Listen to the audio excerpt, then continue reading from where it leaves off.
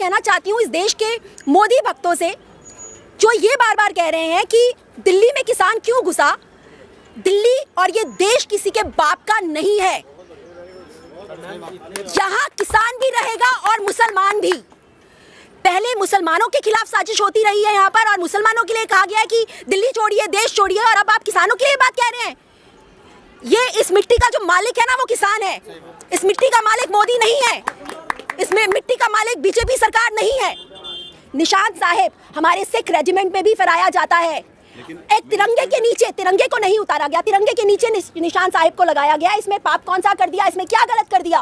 Modi ji sir पे लगाते हैं, जब जाते हैं गुरुद्वारे नाटक करने के लिए लगाते हैं ना निशान साहिब अपने सर पर। क्या वो भी हमने? देखिए मेरी बात सुनिए, संविधान से चलता है। आप मेरे को एक छोटी सी बात बताइए, जब दंगों के टाइम पर एक मस्जिद में से मस्जिद को तोड़कर वहां पर बजरंग दल का झंडा लगा था, तब ये लोग सब कहाँ थे?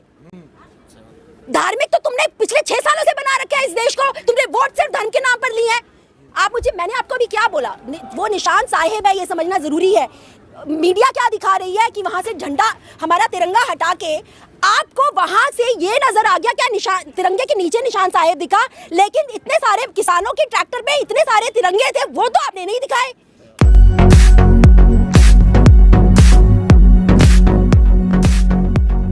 और जो कुछ भी कल हुआ वो सरासर साजिश थी, जो कि हमेशा से बीजेपी करती आई है। जब जब देश में पिछले 6 सालों में जब देश में इस सरकार की नाकामियों की वजह से या उनकी गलत नीतियों की वजह से जिसने भी आवाज़ उठाई है, इस सरकार ने साजिश करके उनकी आवाज़ को बंद करने की कोशिश की है। और इस बार भी यही हुआ है। पिछली बार भी सीए और एनआरसी की प्रोटेस्ट में भी यही हुआ था। उन्होंने उसको बंद करने के लिए एड़ी चोटी का जोर लगा दिया था। वो अपने गुंडे भेजती थे प्रोटेस्ट में, चाहे हम गुंजा कपूर उठा लें या चाहे हम जामिया प्रोटेस्ट में जो गोली कपिल गुर्जर आया था वहाँ पर और गोली मार के गया था, चाहे हम उसकी बात करें। तो ये हमेशा से होता आया। और इस बार भी इन्होंने, जब ये पहले से ही पता था कि ये रैली होने वाली है 26 जनवरी को, तो ये सब प्री प्लान था। पहले सरकार ने इजाज़त दी दिल्ली में घुसने की, उसके बाद उन्होंने बैरिकेड्स लगा दिए, उसके बाद उन्होंने लाठी चार्ज किया, आंसू गैस के गोले छोड़े, यहाँ तक कि गोलियाँ तक चलाई। ऐसा क्यों? अगर आप एक रैली के लिए आप इजाज़त दे रहे हैं तो आपको ये सब करने की ज़रूरत नहीं थी। यहाँ पे शांतिपूर्वक रैली करने के लिए वो आए थे और शांतिपूर्वक ही उन्होंने रैली करनी थी। पिछले 2 महीने से यहाँ पर, चाहे हम इस बॉर्डर पे गाजीपुर की बात करें, सिंघू बॉर्डर की बात करें या टीकरी बॉर्डर की बात करें, शांतिपूर्वक ही चल रहा है सब कुछ। ये आंदोलन प्यार मोहब्बत से शांतिपूर्वक ही चल रहा है। इसको गलत दिखाने की कोशिश की है सरकार ने, और ये जो सरकार के मंसूबों को पूरा करती है वो है हमारे देश की मीडिया। और मैं ये जो मेन स्ट्रीम मीडिया है, मैं इन लोगों को कहना चाहूँगी कि आप कितना और गिरेंगे। आपके बच्चे जब बड़े हो जाएंगे और ये देश गुलामी की कगार पर पहुँच जाएगा तो आपके बच्चे आपके मुंह पर थूकेंगे, क्योंकि आपकी वजह से आज ये जितना देश बर्बाद हो रहा है वो आपकी वजह से हो रहा है, क्योंकि आप झूठ दिखाते हैं।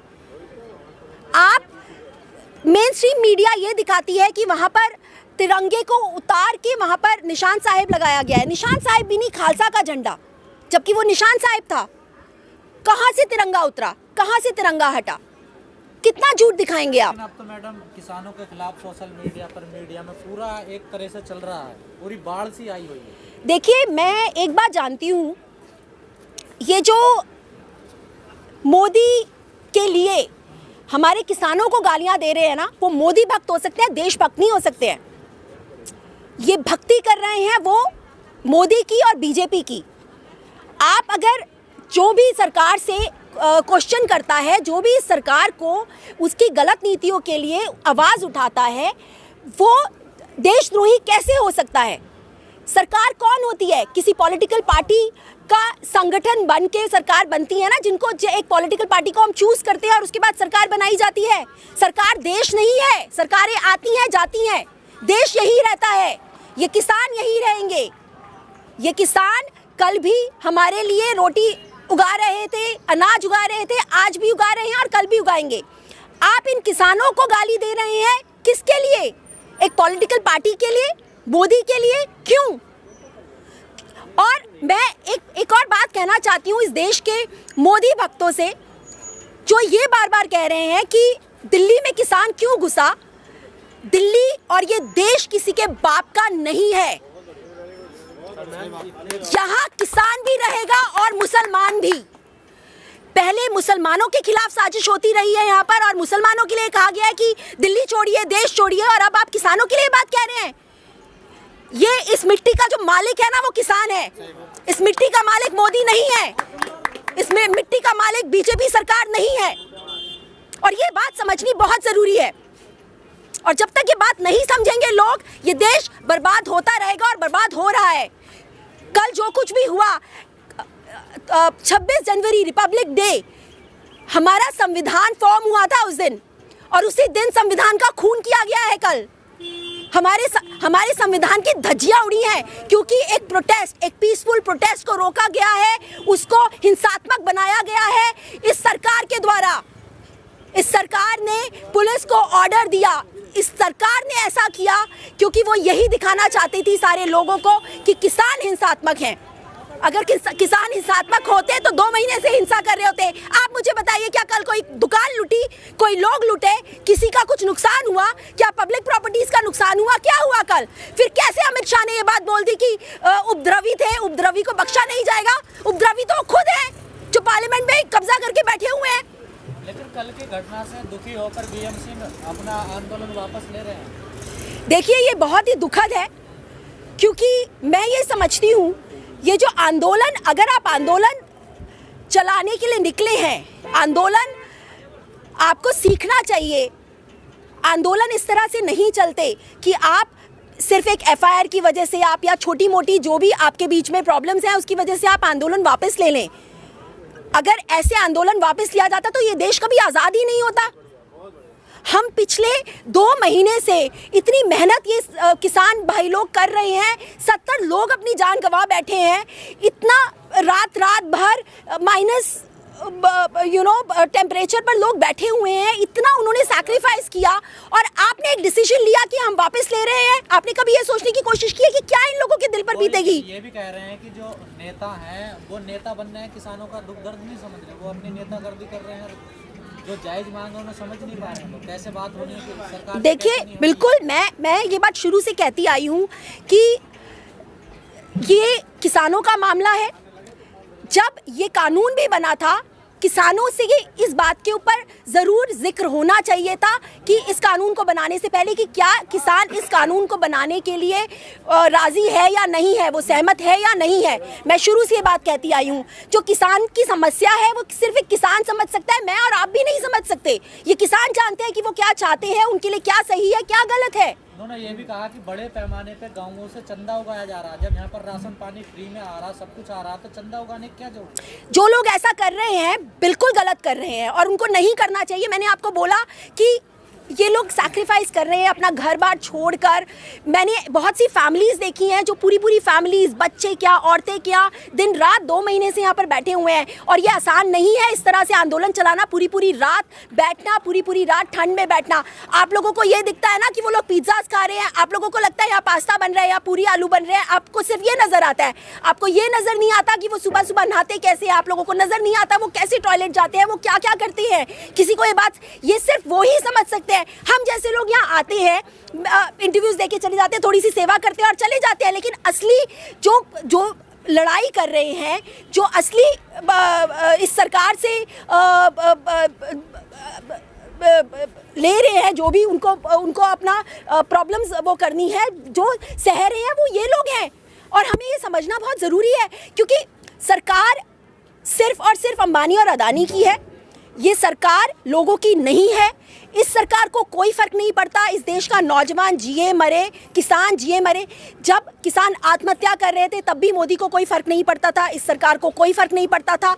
आज भी जब किसान सरकार से अपनी मांगों को लेकर, इस कानून को लेकर उनसे लड़ रहे हैं, तो भी सरकार को कोई फ़र्क नहीं पड़ता।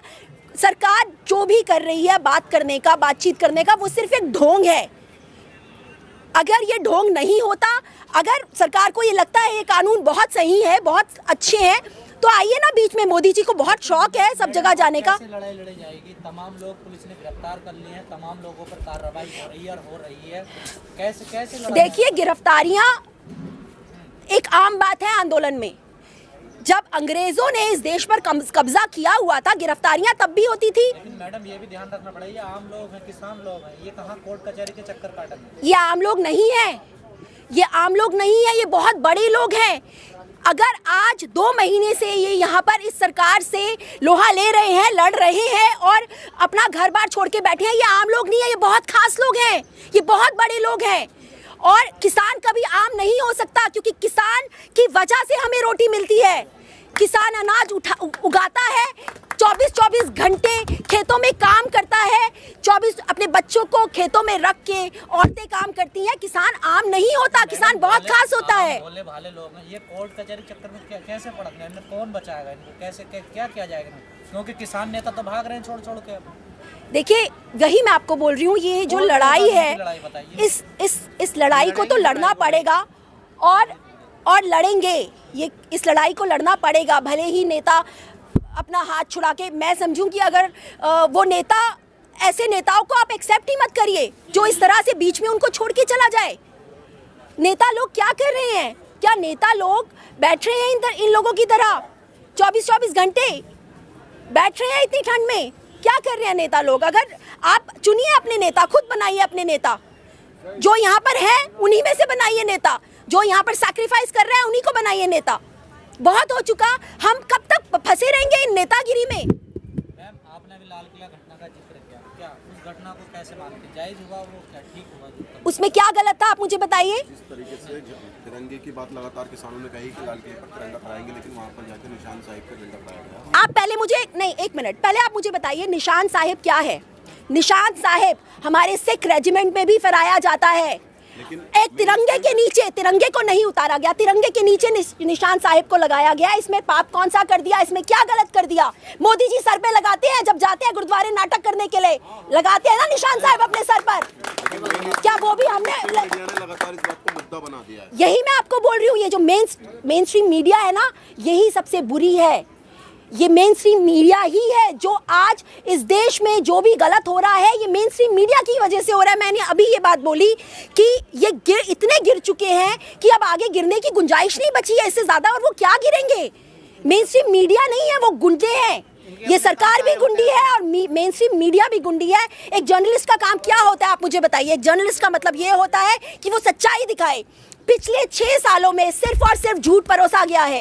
लेकिन जो तमाम नेता, जो किसान लोग कह रहे हैं कि गलत हुआ, तो वो गलत है किसान, या आप ठीक है? कौन ठीक है? किसान गलत नहीं है। तो आप तो कह रहे हैं ठीक हुआ लाल किले पर अगर किसी धार्मिक झंडा कोई फहराया गया। देखिए, मेरी बात सुनिए, हम धार्मिक से, ये संविधान से चलता है। आप मेरे को एक छोटी सी बात बताइए। जब दंगों के टाइम पर एक मस्जिद में से मस्जिद को तोड़कर वहां पर बजरंग दल का झंडा लगा था, तब ये लोग सब कहाँ थे? धार्मिक तो तुमने पिछले 6 सालों से बना रखा है इस देश को। तुमने वोट सिर्फ धर्म के नाम पर ली है। क्या है ये हिंदू जो अयोध्या का मंदिर है, राम मंदिर, क्या है? धार्मिक नहीं है ये, धार्मिक नहीं है। आप मुझे बस इतना बताइए ना, आप राम मंदिर के नाम पर ही तो वोटें बटोरते हैं। लोग निंदा कर रहे हैं, सारे नेता निंदा कर रहे हैं, आप कह रही हैं ठीक है, कोई गलत? बिल्कुल गलत नहीं है। क्या गलत है? आप मुझे, मैंने आपको अभी क्या बोला? वो निशान साहिब है, ये समझना जरूरी है। मीडिया क्या दिखा रही है कि वहां से झंडा, हमारा तिरंगा हटा के आपको वहां से ये नजर आ गया क्या निशान, तिरंगे के नीचे निशान साहिब दिखा, लेकिन इतने सारे किसानों के ट्रैक्टर पे इतने सारे तिरंगे थे, वो तो आपने नहीं दिखाए। पूरा का पूरा हमारा जितनी भी ये परेड हुई है, उसमें तिरंगे ही तिरंगे नजर आ रहे थे, वो तो आप मेन स्ट्रीम मीडिया ने नहीं दिखाया किसी को भी। पर मैम, लगातार जिस तरीके से शांतिपूर्ण आंदोलन ये चल रहा था, कल की घटना से आपको नहीं लगता कि इस आंदोलन पे एक धब्बा सा है? देखिए, मैं 2 महीने से शांतिपूर्वक चल रहा था, कल भी शांतिपूर्वक ही चल रहा था। It was just a rally, एक नॉर्मल रैली थी जो वो थी। उन्होंने पहले ही बोला था कि ये हम 26 जनवरी को रैली करेंगे, और इस बात पर दिल्ली की तरफ से भी उनको अप्रूवल मिल गया था ना, अलाउ किया था। मेरा पूछना ये है सरकार से कि अगर आपने अलाउ किया तो आपने बैरिकेड्स किसके लिए लगाए? आपने आंसू गैस ये सब तैयारी करके क्यों रखी? ये सब नहीं, जो गलत था ना, किसान गलत रूट पे जा रहे थे। देखिए एक बात सुनिए, वो जब एक रैली निकलती है, एक आंदोलन की रैली निकलती है, बहुत बार ऐसी चीज़ें होती हैं कि 19-20 हो जाता है, रूट चेंज कर दिया उनका, लेकिन मकसद तो एक ही था ना कि उन्होंने वो रैली निकालनी थी, उन्हें शांतिपूर्वक रैली करने देते। आपने अपने लोगों से लाठियां चलवाई, आपने उन लोगों पर मार पिटाई करी। कितने वीडियोस हैं जिनमें उनके ट्रैक्टर तोड़े गए। वीडियोस को दिखा के मैम वो कह रहे हैं कि जो जवान पर लाठी ताने वो किसान नहीं हो सकता। और क्या वो जवान हो सकता है जो एक बुजुर्ग को मारे? आप मुझे बताइए, एक बुजुर्ग आपको मार रहा था जान से, जो आपने उसके ऊपर लाठी बरसाई? किस तरह से लाठी बरसाई है एक बुजुर्ग पर? कल एक मौत तक हुई है यहाँ पर एक गोली से, उसके बारे में तो मेन स्ट्रीम मीडिया बात नहीं कर रही है कि 35 साल के नौजवान को किसने मारा। लगातार मेन स्ट्रीम मीडिया कह रही है कि ट्रैक्टर पलटने से मौत हुई है उसकी। ये सब झूठ है। मैंने आपको क्या बोला, मेन स्ट्रीम मीडिया सिर्फ और सिर्फ झूठ परोसती है। अगर आप सोशल चैनल्स ना हो, सोशल मीडिया ना हो, और अगर ऑनलाइन न्यूज़ चैनल्स ना हो, तो लोगों को बरगलाया जाएगा पूरी तरह से, क्योंकि सच सामने कभी आएगा ही नहीं। आंदोलन की रूपरेखा क्या होने वाली है? देखिए, मैं ये समझती हूँ कि जो कि मैं समझती हूँ 90% लोग यहाँ पर ऐसे ही हैं जो जिस तरह से अंग्रेज़ों से आज़ादी दिलाने के लिए बहुत सारे लोगों ने सैक्रिफाइसेस किए थे और आए थे, जिन्होंने जिस तरह से, इसी तरह से ये हमारे किसान हैं जो यहाँ पर इस गुंडी सरकार से हमें आज़ादी दिलाने के लिए बैठी हुई है। और मैं ये समझूंगी कि अब बात सिर्फ इतनी नहीं होनी चाहिए कि हमें सिर्फ और सिर्फ MSP पे बात करनी है, हमें इन 3 काले कानूनों पर बात करनी है। अब बात इतनी आगे बढ़ चुकी है कि अब तो हमें इस गुंडी सरकार से हमें बचना है, हमें छुटकारा कैसे मिलेगा, बात अब ये होनी चाहिए, क्योंकि अब बहुत हो चुका है। हमें ये देश अंबानी और अदानी को नहीं देना है। ये लड़ाई सिर्फ किसानों की नहीं है, ये लड़ाई ऐसा नहीं है कि किसान सिर्फ अपने लिए लड़ रहे हैं, ये किसान हम लोगों के लिए लड़ रहे हैं। क्योंकि अगर ये अंबानी और अदानियों के जेब में सब कुछ चला गया और ये कानून पास हो गए, तो कल को जो आटा आज हमें 30 रुपए किलो मिल रहा है, शायद हमें 100 रुपए किलो मिलने लग जाए। बर्बाद तो हम भी होंगे। तो लोगों को ये बहुत समझना ज़रूरी है कि जिस किसान को आप आज मोदी के लिए गाली दे रहे हैं, वही किसान आपको रोटी दे रहा है और आगे भी वही किसान आपको रोटी देगा। आप गोबर नहीं खाते थे, अपना दिमाग में गोबर भरते भरते आपने शायद गोबर भी खाना शुरू कर दिया है।